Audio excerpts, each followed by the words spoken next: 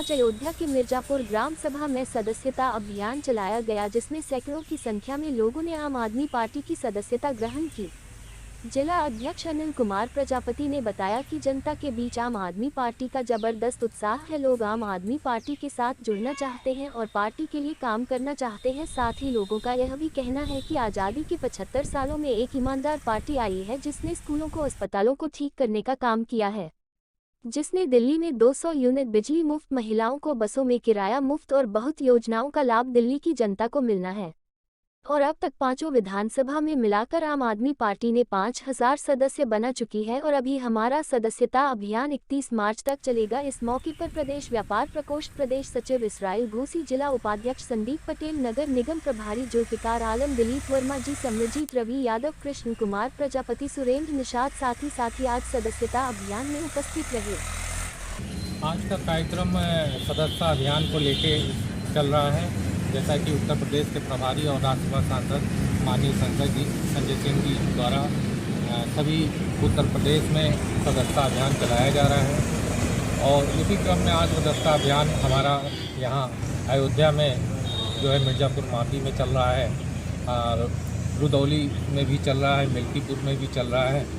और सदस्यता अभियान चलाते हुए अभी हमें 10 दिन हो गए हैं और 10 दिन में हमने 5000 से ज़्यादा सदस्य बना लिए हैं। और इस अयोध्या विधानसभा में हमारा टारगेट है कि 10,000 कार्यकर्ताओं को सदस्य बनाया जाए, जिन्हें आने वाले नगर निगम चुनाव और पंचायत चुनाव में जो है आम आदमी पार्टी जिम्मेदारी दे और वो साथ ही जनता के बीच जाएंगे और जनता से संवाद करेंगे और जनता को बताएंगे कि उत्तर प्रदेश में जो है एक बार जनता ने जो है योगी को मौका दिया, मोदी को मौका दिया, सपा को मौका दिया, बसपा को मौका दिया और अब इस बार उत्तर प्रदेश के इस नगर निगम चुनाव में, अयोध्या के नगर निगम चुनाव में सफाई का काम है और सफाई का काम झाड़ू वालों से बेहतर कोई नहीं कर सकता। इसलिए इस बार आम आदमी पार्टी झाड़ू वालों को मौका दे। कौन कौन मुद्दे होंगे जो नगर निकाय चुनाव में आम आदमी पार्टी लेके चलेगी? जनता के साथ हम नगर निगम में जाएंगे और जनता को ये बताने का काम करेंगे कि आने वाले नगर निगम चुनाव में जो है हमारा मुद्दा house tax half, water tax माफ और गलियों की सफाई। जैसे इस समय समस्या है कि शहरों में कूड़ा फेंकने की उचित व्यवस्था नहीं है और कूड़े वाले लगातार लोगों के घर पर नहीं पहुंच पा रहे हैं। तो ये सारी समस्याओं का समाधान, जल भराव, इन सभी समस्याओं को लेकर हम जनता के बीच जाएंगे और हमें विश्वास है जिस तरह हमें सदस्यता अभियान में जनता का भरपूर सहयोग मिल रहा है और जनता खुद भी कह रही है कि इस बार जो है नगर निगम में हम आपको मौका देंगे। तो आने वाले नगर निगम चुनाव में देखते हैं कि हमें जनता पे पूर्ण विश्वास है कि जनता हमें मौका देगी और एक बेहतर सरकार नगर निगम में बनाने का काम करेगी। इस नगर निगम क्षेत्र में आपको क्या लगता है नहीं हुआ होना चाहिए, आप करेंगे? देखिए, नगर निगम में जो जैसे कि हाउस टैक्स जो है बढ़ के आता है, लोगों का जो है ये समस्या है। वाटर टैक्स लोगों से लिया जाता है लेकिन पता चला पानी की सप्लाई ही नहीं है। जो है लोगों को बेहतर नाली का, बरसातों में जल भराव हो जाता है, बेहतर सुविधा साफ सफाई की नहीं है, कूड़ा फेंकने की समस्या है और भी बहुत सी समस्याएं हैं जो हम नगर निगम में अगर सरकार बनती है तो उसे बेहतर कर एक बेहतर सरकार देने का काम करेंगे। एक चीज़ और देखी जा रही है कि किसान घर कहीं नहीं बना है तो बकच्चा छोड़ दिया जाए, इधर बिजली बाजार तक कहीं ऐसा नहीं है, मुसाफिर परेशान होते हैं, ऐसे में आप क्या करेंगे? देखिए, ये एक समस्या तो है ही है। अगर नगर निगम में हम आते हैं तो हमने 2-3 चीज़ों का सोच रखा है। जैसे कि नगर निगम में हम मोहल्ला क्लिनिक बनाएंगे एक नगर निगम में जो है, और ये जो है समस्या है पेशाब घर की, और इन सभी समस्याओं का हम समाधान करें। अयोध्या में स्वच्छता पखवाड़ा 2023 कार्यक्रम का आयोजन किया गया है। आज अयोध्या में केटी पब्लिक स्कूल में स्वच्छता पखवाड़ा 2023 कार्यक्रम का आयोजन किया गया, जिसमें जल एवं पर्यावरण सुरक्षित रखने के लिए लोगों को जागरूक किया गया। यह कार्यक्रम जिला गंगा समिति की ओर से किया गया था। केटी पब्लिक स्कूल के बच्चों को भी जल एवं पर्यावरण संरक्षण हेतु बच्चों को जागरूक किया गया, उसके प्रति जानकारी दी गई तथा बच्चे ने नुक्कड़ नाटक प्रस्तुत कर जल एवं पर्यावरण संरक्षण हेतु समझाने की कोशिश की, जिसके लिए बच्चों को वन विभाग के अधिकारी SDO के एन सुधीर ने बच्चों को प्रमाण पत्र देकर सम्मानित किया। इस मौके पर जिला गंगा समिति के सदस्य मनीष सिंह तथा साकेत डिग्री कॉलेज के पूर्व प्रिंसिपल व केटी पब्लिक स्कूल के प्रबंधक डॉक्टर HB सिंह तथा वन विभाग के SDO के एन सुधीर तथा ग्लोबल वार्मिंग की पलक सिंह मुस्कान और स्कूल के बच्चे व टीचर मौजूद रहे। स्वच्छता पखवाड़ा कार्यक्रम जो 2023 के सापेक्ष जो आयोजन हमारे जिला गंगा समिति द्वारा हो रहा है विभिन्न जगहों पर, मुख्य रूप से हमारा डिस्ट्रिक्ट फॉरेस्ट ऑफिसर या डिविजनल फॉरेस्ट ऑफिसर साहब या उनके सहयोगी लोग सब इसमें भाग ले रहे हैं। निसंदेह ये बहुत ही उत्साहवर्धक कार्यक्रम है। जन जन तक इसको पहुंचाया जा रहा है विभिन्न माध्यमों से। क्या उद्देश्य है इसका? उद्देश्य इसका यह है कि हम सुधरेंगे तो जग सुधरेंगे, अर्थात हमको इसके लिए प्रेरणा स्रोत बनना है, जिससे ये जो विसंगतियां हैं, चाहे एयर ट्रबल है या एयर कंजर्वेशन की बात है, स्वच्छता अभियान है या जल संरक्षण है, इन सारी चीज़ों के जिसके निमित्त हम हैं, इसके सारे प्रदूषण के निमित्त हम हैं, अगर हम उसको संदर्भित करके इसके लिए कोई आदेश की प्रतीक्षा नहीं करें कि साहब आदेश करेंगे तब हम करेंगे, बल्कि ये मानते हुए कि ये हमारा है और इसको हम इसके दुर्गुण को और इससे बचने के उपाय हम अगर जन जन तक पहुंचा सके, जो गंगा समिति बड़े अच्छे ढंग से काम कर रही है, पोल्यूशन कंट्रोल उनका बोर्ड है वो भी बहुत अच्छा काम कर रहा है मेरे हिसाब से, तो हम समझते हैं कि हम इस लक्ष्य को प्राप्त भी कर सकेंगे और ये हमारे लिए सामाजिक स्तर पर, राष्ट्रीय स्तर पर एक बहुत उपयोगी कार्यक्रम एक न एक दिन माना जाएगा। आज भी इसकी जो संभावनाएं थीं, जिसमें शक था, उसको ये पार करके आगे जा रहे हैं। हमारी शुभकामनाएं आप सभी को कि ये कार्यक्रम आप आगे चलाएं। क्या नाम है सर? क्या मेरा नाम doctor HB Singh, retired principal Saket post graduate college मैं रहा हूँ और आज केटी पब्लिक स्कूल में स्कूल प्रबंधन क्या कार्यक्रम जल एवं पर्यावरण संरक्षण हेतु हम लोग विभिन्न स्कूलों और कॉलेजों में जागरूकता कार्यक्रम आयोजित कर रहे हैं।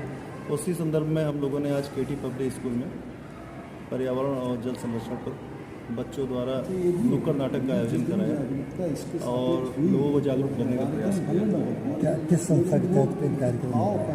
ये जिला गंगा समिति की तरफ से हम लोगों ने ये स्वच्छता पखवाड़ा अभियान जो चल रहा है, उसमें हम लोग जिला गंगा समिति की तरफ से जल और पर्यावरण पर संरक्षण हेतु हम लोग कार्यक्रम कर रहे हैं। कार्यक्रम में क्या बताया गया? कार्यक्रम में बच्चों को द्वारा एक नुक्कड़ नाटक करके ये लोगों को मैसेज दिया गया कि जल को कैसे संरक्षित किया जाए, जल का वेस्टेज न किया जाए, पर्यावरण को कैसे सुरक्षित रखा जाए, पर्यावरण में क्या क्या कमियां हैं जिस वजह से पर्यावरण दूषित हो रहा है, वायु प्रदूषण हो रहा है, उसको जागरूक किया गया बच्चों द्वारा जो है नुक्कड़ नाटक के द्वारा। कौन कौन आए यहाँ किस कार्यक्रम में? यहाँ कार्यक्रम में हमारे HB सिंह सर तो थे ही, KN Sudhir sir SDO one विभाग से आए थे और रेंजर लोग आए हुए हैं और सारे बच्चे, अभिभावक, अध्यापक गण सब लोग यहाँ उपस्थित। क्या पैगाम देंगे आज के लिए? हम पैगाम ये देंगे कि जल को संरक्षित करें, सरयू को स्वच्छ रखें, स्वच्छ सरयू निर्मल सरयू हमारा स्लोगन है और एक पौधे अवश्य लगाएं पर्यावरण को सुरक्षित करने के लिए, ये मेरा मैसेज है। क्या नाम है? क्या पैगाम? मैं मनीष सिंह, जिला गंगा समिति सदस्य, जिला गंगा समिति एवं अध्यक्ष ग्लोबल वार्मिंग कंट्रोल ट्रस्ट।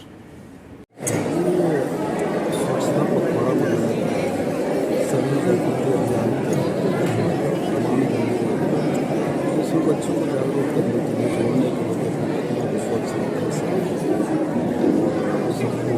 बच्चों में बच्चे प्रेरणा भी बहुत माध्यम होते हैं,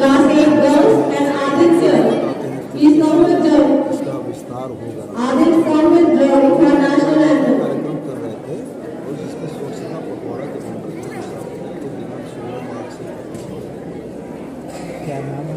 मैं ट्रेन से उप प्रभागी वनाधिकारी अयोध्या वन विभाग।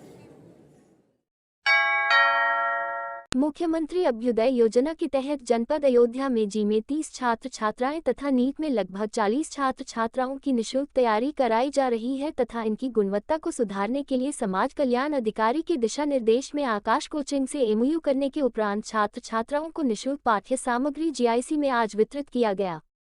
समाज कल्याण अधिकारी के द्वारा पाठ्य सामग्री वितरित करने के उपरांत सभी छात्र छात्राओं को निर्देशित किया कि माननीय मुख्यमंत्री जी की प्राथमिक योजनाओं में से एक अभ्युदय के तहत आप सभी मेहनत और विश्वास के साथ अपनी पढ़ाई को आगे बढ़ाएं तथा डॉक्टर और इंजीनियर बनकर इस देश को प्रगति के पथ पर ले जाएं। पाठ्य सामग्री वितरण के समारोह में मुख्य रूप से जेईई के कोऑर्डिनेटर श्री भोलेनाथ प्रसाद, नीट के कोर्स कोऑर्डिनेटर राम नेहोर तथा कोचिंग के शिक्षक doctor Vivek Kumar Srivastava, engineer Amit Srivastava, engineer प्रतीक श्रीवास्तव, डॉक्टर संजीव सिंह, डॉक्टर धनंजय सिंह, युवराज, रामानंद पाठक, प्रदीप कुमार, शशिवेंद्र सिंह इत्यादि उपस्थित रहे। हमारे जनपद में जीआईसी अयोध्या में नीट और जेईई की कक्षाएं संचालित की जा रही हैं, जिसमें नीट में हमारे 28 बच्चे और जेईई में 26 बच्चे अभी वर्तमान में पढ़ रहे हैं। आज बड़े हर्ष का विषय है कि आकाश बायजूस जो प्रतिष्ठित संस्था है कोचिंग की, उन्होंने अपनी बुक्स स्टडी मटेरियल हमारे बच्चों को निःशुल्क प्रोवाइड किया है और उन्होंने वादा किया है कि हम साप्ताहिक टेस्ट अपना जो कराते हैं वो भी हमारे बच्चों को निःशुल्क प्रोवाइड करेंगे। तो बड़ा अच्छा उनका सहयोग रहा है, उसका ही वितरण हम लोगों द्वारा बच्चों को किया गया है। बच्चे 28 बच्चे हमारे नीट में थे, 26 बच्चे हमारे जेईई में थे। धार्मिक नगरी अयोध्या में श्रद्धालुओं की सुविधा के लिए योगी सरकार ने 10 इलेक्ट्रिक बसों की सौगात दी है, जिसका शुभारंभ अयोध्या नगर विधायक वेद प्रकाश गुप्ता और विकास प्राधिकरण के उपाध्यक्ष विशाल सिंह ने बसों को हरी झंडी दिखाकर नगर में रवाना किया है। वही विकास प्राधिकरण के उपाध्यक्ष विशाल सिंह ने बताया कि रामनवमी में आने वाले श्रद्धालुओं की अपार भीड़ को देखते हुए अयोध्या में आने वाले श्रद्धालुओं के लिए इलेक्ट्रॉनिक बसें चलाई जा रही है, जो पूर्ण रूप से वातानुकूलित है। अयोध्या को जोड़ने वाले विभिन्न शहरों के जो मार्ग हैं, उन जगहों से अयोध्या शहर के अंदर उस स्थल तक जाएंगी जहां से श्रद्धालु सुविधाजनक और आराम से राम जन्मभूमि तक पहुंच सके। शुरुआती तौर पर 10 इलेक्ट्रॉनिक बस से शुरुआत किया गया है। आगामी दिनों में अयोध्या के 6 प्रवेश द्वारों से 35 इलेक्ट्रिक बसें अयोध्या के अंदर तक दौड़ेंगे। विकास प्राधिकरण के उपाध्यक्ष विशाल सिंह ने कहा कि आगामी समय में अयोध्या में केवल इलेक्ट्रिक वाहन ही चलेंगे को प्रदूषण मुक्त रखा जा सके।